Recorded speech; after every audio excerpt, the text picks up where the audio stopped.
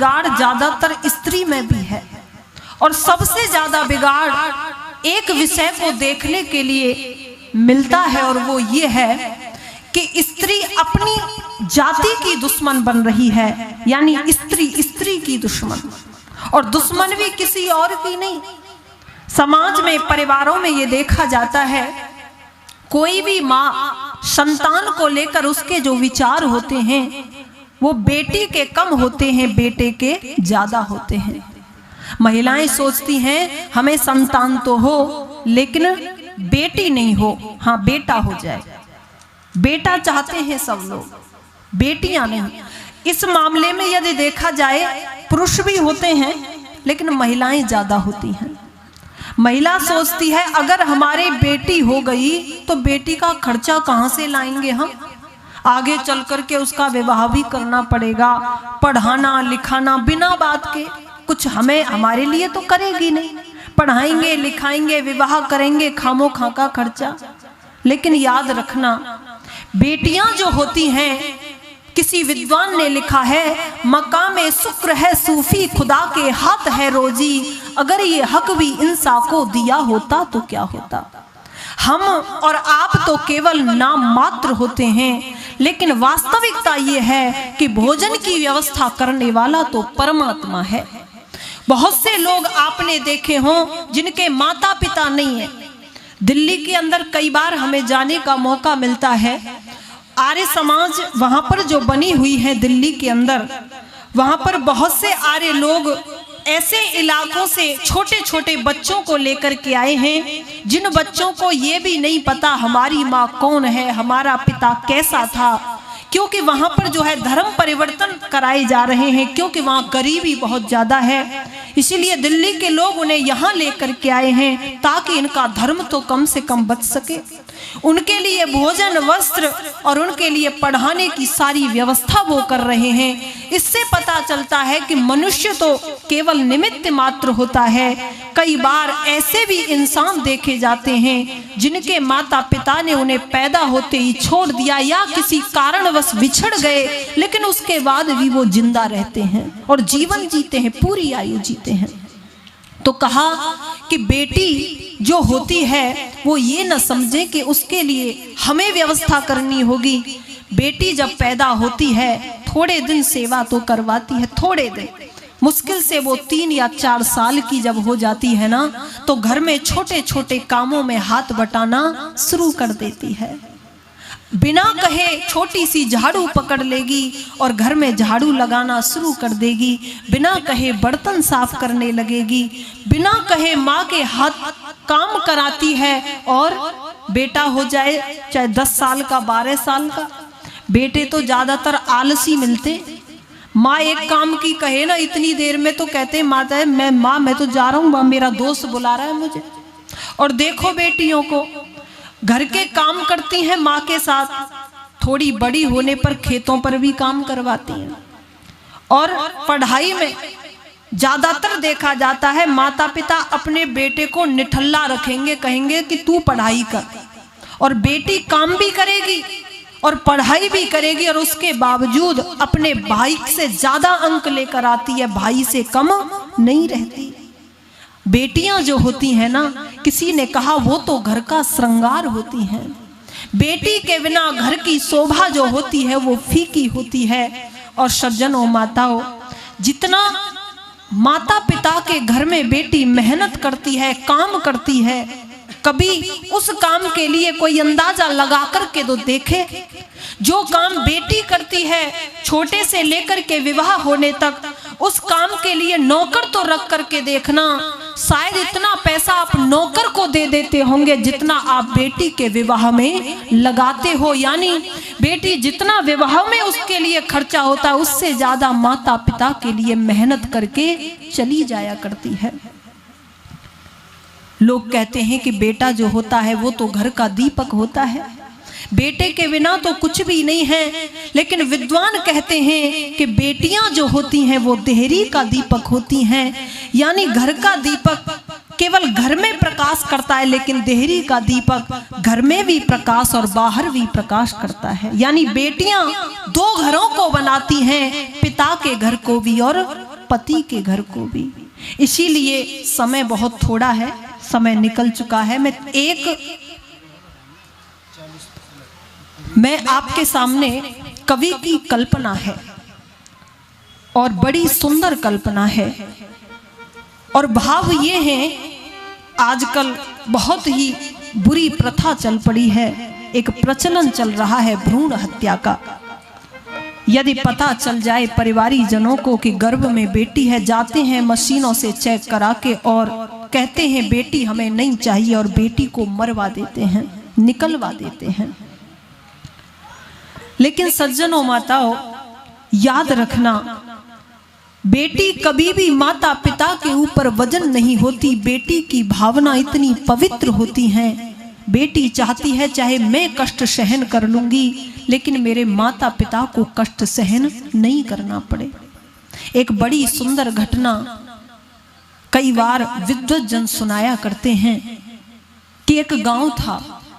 उस गांव में यह नियम था कि यदि किसी भी घर में बेटी पैदा हो जाए तो उसे मार दो, उसे जिंदा मत छोड़ो, क्योंकि हम नहीं चाहते कोई हमारे ऊपर चढ़ाई करे, बारात लेकर के आए। ऐसा प्रचलन पुराने जमाने में बहुत से गांवों में रहा था, ऐसा बुजुर्ग बताते हैं। एक बार राजस्थान में हमारा कार्यक्रम हुआ था, तो वहां लोग बता रहे थे कि गांव के पास ही ये प्रचलन इस गांव में कुछ समय पहले तक था, बेटियों को जिंदा नहीं रखा जाता था। पंडित राम प्रसाद बिस्मिल भी अपनी जीवनी कथा में, पुस्तक में लिखते हैं कि मेरे गांव में भी यही होता था, बेटी को पैदा होते ही मार दिया जाता था। मेरी माँ वो पहली महिला थी जिसने अपनी बेटी को मरने नहीं दिया था, कि मैं अपनी बेटी को मरने नहीं दूंगी। इसी तरीके का वो भी गांव था। एक घर में बेटी पैदा हो जाती है सज्जनों, उसके माता पिता ने सोचा कि बेटी को अभी नहीं मारते, देखेंगे आगे क्या होगा। बेटी थोड़ी बड़ी हो जाती है, 4-6 वर्ष की, तो गांव वालों ने पंचायत लगवा दी, और पंचायत में उस बच्ची के पिता को बुलाया और कहा कि या तो तू अपनी बेटी को मार दे और नहीं तो गांव को छोड़ करके चला जा, तुझे एक काम करना पड़ेगा। अब वो कहने लगा कि देखो मैं गांव को छोड़कर कहाँ जाऊंगा, मेरी जमीन यहाँ है, मैं भूखा मर जाऊंगा, रोजी रोटी मैं कहाँ खोजूंगा। तो पंचों ने फैसला सुना दिया, तो फिर बेटी को मारना पड़ेगा। तो ऐसा कहते हैं, वो कहता है ठीक है जी, बेटी को ही मार देता हूँ। वो अपने घर जाता है, बेटी से कहता है बेटी मुझे खेत पर काम है, तुम मेरे साथ चलोगी। बेटी हंसती खेलती छोटे छोटे कदमों से पिता के साथ चली जाती है खेत पर। बेटी को कुछ पता नहीं था। पिता सोच रहा था कि खेत पर जाकर खड्डा खोदूंगा, बेटी की गर्दन दबाकर उस खड्डे में दबा दूंगा। वो खड्डा खोदता है जाकर के पिता, तो बेटी खेल रही थी। बेटी अनजान थी, लेकिन बेटी की नजर जब पिताजी पर गई तो पिताजी के माथे से तमाम पसीना टपक रहा था। बेटी दौड़ी दौड़ी पिता के पास आई, कहने लगी पिताजी आपको तो पसीना आ रहा है, आप तो थक गए हो। पिताजी ये फावड़ा मुझे दो, ये खड्डा मैं खोदती हूँ, तुम थोड़ी देर आराम कर लो। जब बेटी ने ये कहा तो पिता के हाथों से वो फावड़ा जो है छूट गया। पिता ने देखा मेरी नन्ही सी बेटी, इसके नन्हे नन्हे हाथ ये फावड़ा संभाल भी नहीं सकते, लेकिन मेरी बेटी मेरे माथे से टपकते हुए पसीने की बूंद को देख नहीं पा रही है। फावड़े को फेंककर बेटी को गोद में लिया, पश्चाताप करने लगा अपने किए पर, अपनी योजना पर, और उसके बाद गांव में आकर के से कह दिया कि मैं तुम्हारे गांव को छोड़कर जा रहा हूं, लेकिन मैं अपनी लाडली बेटी को नहीं मार सकता। कुछ यही भाव है कवि के। एक माँ जिसने अपनी बेटी को गर्भ में मरवाने की योजना बना ली है, और कवि कल्पना कर रहा है कि वो बेटी उसके स्वप्न में आई है, और वो हाथ जोड़ करके गिड़गिड़ा रही है माँ के सामने, माँ मुझे मत मरवा, मेरे ऊपर दया कर माँ, मुझे दुनिया में तो आने दे, तू थोड़े दिन मेरी देखभाल करना, उसके बाद मैं जीवन भर तेरे लिए नौकरानी की तरह काम करूंगी माँ, मुझे मत मरवा। गिड़गिड़ाते हुए वो बेटी अपनी माँ से क्या कह रही है, कवि ने भाव दिए हैं। बेटी गर्भ में ये रोई, हो बेटी गर्भ में ये रोई, मैया बचा ले मेरी जान को। ओ बेटी गर्भ में ये रोई, मैया बचा ले मेरी जान को। ओ मेरो दोष नाई कोई, मेरो दोष नाई कोई, भूलू न तेरे एहसान को। हाँ बेटी गर्भ में यूं रोई, मैया बचा ले मेरी जान को।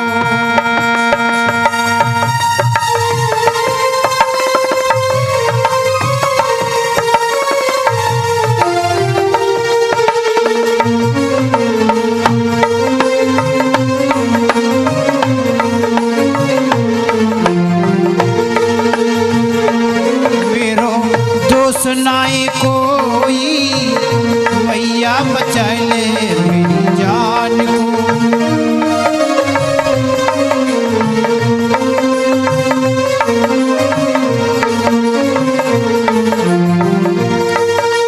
हिल मिल तेरे साथ मात तेरी सेवा खूब करूंगी।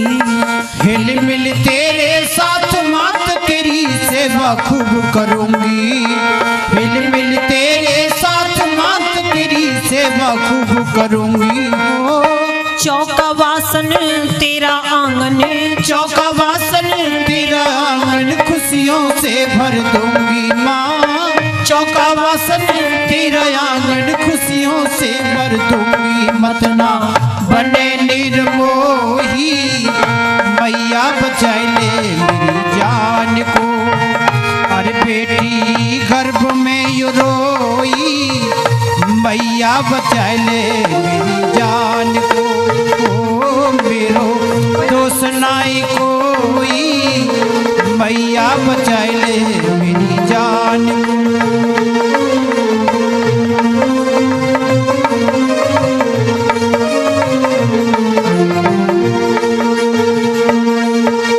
पिता मेरे पे मैया मेरी कबो न भार बनूंगी।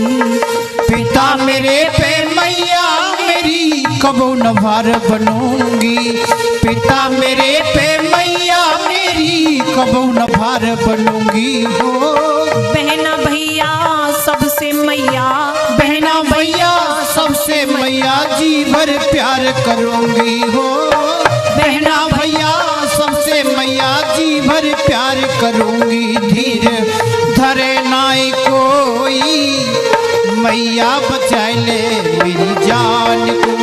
हाँ बेटी गर्भ में यूं रोई, मैया बचा ले मेरी जान को।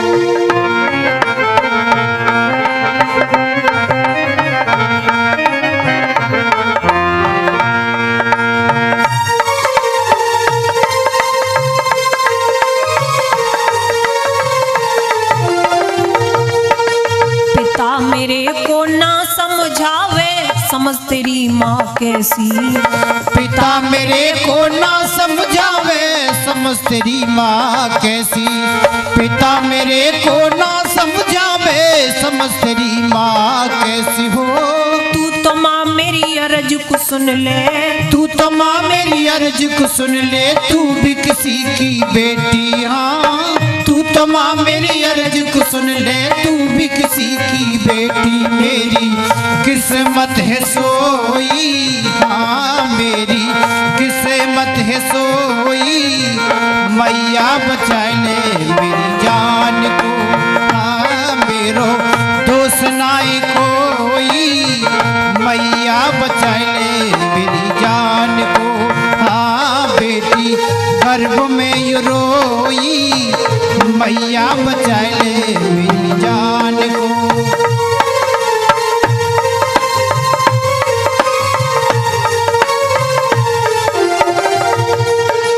मेरे कारण घर में तेरे कबो न टोटो रहेगो। अरे बेटी बेटी कारण घर में तेरे कबहू न टोटो रहेगो। बेटी कारण घर में तेरे कबहू न टोटो रहेगो। हाँ तेरे स्तन में दूध प्रभु माँ, तेरे स्तन में दूध प्रभु मेरे भोजन को दे देगो। हाँ तेरे स्तन में दूध प्रभु मेरे भोजन को दे देगो। सबकी रखे लाज वो ही माँ, सबकी रखे लाज वो ही मैया बचा ले मेरी जान को। हाँ बेटी गर्भ में ये रोई मैया बचा ले मेरी जान को। मेरो दोष नाई कोई, भूलू न तेरे एहसान को।